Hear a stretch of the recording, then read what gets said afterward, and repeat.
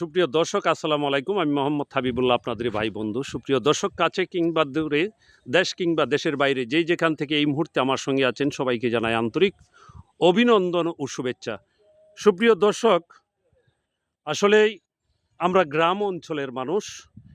গ্রাম অঞ্চলের মানুষের দুঃখ দুর্দশা দেখার যেন আসলেই এর শেষ কোথায় তাও জানি না।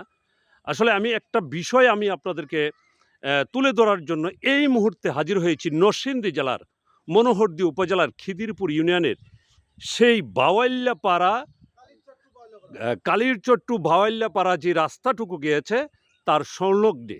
এখানে অন্ততপক্ষে আমার জানা সত্ত্বে আপনার প্রায় 2 থেকে 2,500 লোক আপনার বসবাস এই বাওয়াল্যাপাড়াতে।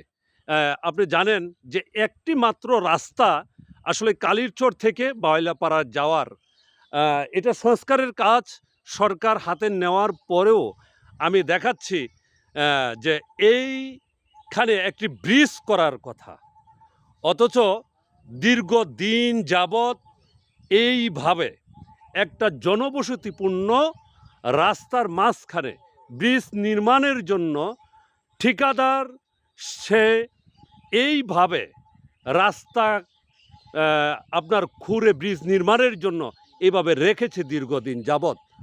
টোটালি তার জন্য পুরা 2 এলাকার মানুষের আসলে দুর্দশার শেষ নেই। কারণ আমি আপনাকে দেখাচ্ছি যে এরকম একটা রাস্তার মাঝখানে কেটে রেখেছে, অথচ সংশ্লিষ্ট যারা আছে তারা কিন্তু আসলেই কোনো রকমের দায়বদ্ধতা নিচ্ছে না, যে আসলে চলাচলের মাধ্যমে একটা বাংলাদেশে আসলে নাগরিক হিসাবে যে তাদের সুযোগ সুবিধা, সেই সুযোগ সুবিধা থেকে কিন্তু আজকে দীর্ঘদিন যাবৎ এই বঞ্চিত। আমি দেখাচ্ছি আসলে আপনারা দেখেন যে আমার সম্মুখে সেই বাওয়াল্যাপাড়া রাস্তা মাঝখানে এই ব্রিজ নির্মাণের জন্য এই গর্ত করে রেখেছে, একটা বিশাল একটা মরণ ফাঁদের মতো। আমি আপনাদেরকে যেটা বলি যে এইখান থেকে কিন্তু খিদিরপুর পাশেই কিন্তু 2 থেকে 3টা প্রাথমিক বিদ্যালয়, কলেজ, স্কুল সব রয়েছে।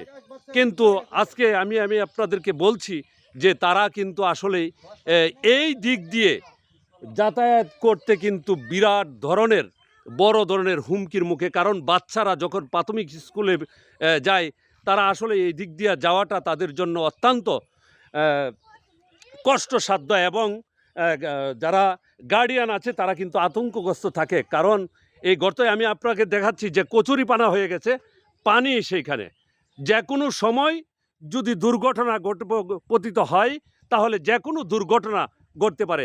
আমি আপনাদের দেখাচ্ছি যে আসলে একজন বাইসাইকেল নিয়ে আসছে, সেই কিন্তু এখান দিক দিয়া নিয়ে আসতে পারবে না। কারণ তারপরে আপনার এই ছোটো ছোট্ট মাসুম বাচ্চারা কিন্তু এই রাস্তা দিয়ে যাওয়া আসা অত্যন্ত আসলে হুমকির মুখে আছে। আমি এখন আপনাদের এইখানে কয়েকজনের সাথে কথা বলবো। আমি দেখাচ্ছি যে আসলে এদের এই দুঃখ দুর্দশা আপনারা দেখছেন যে এই পার আর ওই পার। কিন্তু আমি এটাকে বলবো যে সংশ্লিষ্ট কর্তৃপক্ষের শুধু উদাসীনতা নয়, তাদের একমাত্র দায়িত্বের বড় ঘাটতি আমি মনে করব। যে কারণ তারা কিন্তু দীর্ঘদিন যাবৎ এই রাস্তা মাঝখানে কেটে এইভাবে রেখেছে। আমি একজনের সাথে কথা বলছি। আচ্ছা, এই যে আপনার এই ব্রিজের জন্য এই গর্তটা করে রাখা হয়েছে, আজ থেকে কতদিন হয়েছে? 1 বছর আগে, গত বছর এই সিজনে এটা বেকুতা খুঁজছে। আমরা বলছি যে আপনি খুললে এদিক একটা আপাতত একটা ব্রিজ করে দেন, মানুষ যাতে চলাফেরা করতে পারে, কিন্তু তারা বলছে করবে, তারপরে করে নাই। আজও পর্যন্ত একটা দিন আইসা সুবিধা দেখাও নাই। এখানদা স্কুলে কালীরচর সরকারি 31 নং কালীরচর সরকারি প্রাথমিক বিদ্যালয়ে বাউলিয়া ভাড়া থেকে অনেক পোলাফান যায়। একদিন এক বাচ্চা পড়ে গেছে, সাথে সাথে খবর পায় তার গার্জেন উঠাইছে। আমরা বারবার এর সাথে যোগাযোগ করি, কন্ট্রাক্টর, ওনার নাম নাকি হাসান আলী, ওনার সাথে যোগাযোগ করার পরেও উনি এটার কোনো গুরুত্ব দেয় না। এই যে বাচ্চা ফলানো, আসো, এই যে বাচ্চা ফলানো স্কুলতে আসতেছি, সাইকেলটা লুকিয়ে পড়ছে। আমি মোটর সাইকেল নিয়ে আমি নিজেই পড়ছি। একদিন হেন যাইতে লইছি, আমি মোটর সাইকেল নিয়ে পরে 2-3 জনে ডাকে টান্না পরে তুলছি। আসলে দর্শক, আমি কি বলবো, অত্যন্ত পরিতাপের বিষয়। আপনারা দেখেছেন আমাদের এই দেশের সেই মাসুম বাচ্চারা তারা কিন্তু প্রতিনিয়ত এই ঝুঁকি নিয়েই এই রাস্তা দিয়েই কিন্তু পারাপার হচ্ছে। আসলে এমনটাই জানিয়েছেন কিন্তু এইখানের যারা জনসাধারণ আছে তারা বলেছেন যে আসলে দীর্ঘদিন যাবৎ এইভাবে কেটে রাখার পরেও তারা কোনো রকম এখানে ব্রিজ নির্মাণ করার কথা এবং পাশাপাশি এই রাস্তা কিন্তু এইভাবেই এই সংস্কারের যে কয়েক অংশ সংস্কার করেছে সেই সংস্কার পর্যন্তই তাদের ইতি। তারপরে কিন্তু দীর্ঘ প্রায় বছরখানেক অতিবাহিত হওয়ার পরেও কিন্তু এই রাস্তা প্লাস এই ব্রিজ এখনো পর্যন্ত নির্মাণ করে নাই, এমনটি কিন্তু এইখানের জনসাধারণ আমাদের কাছে জানিয়েছেন।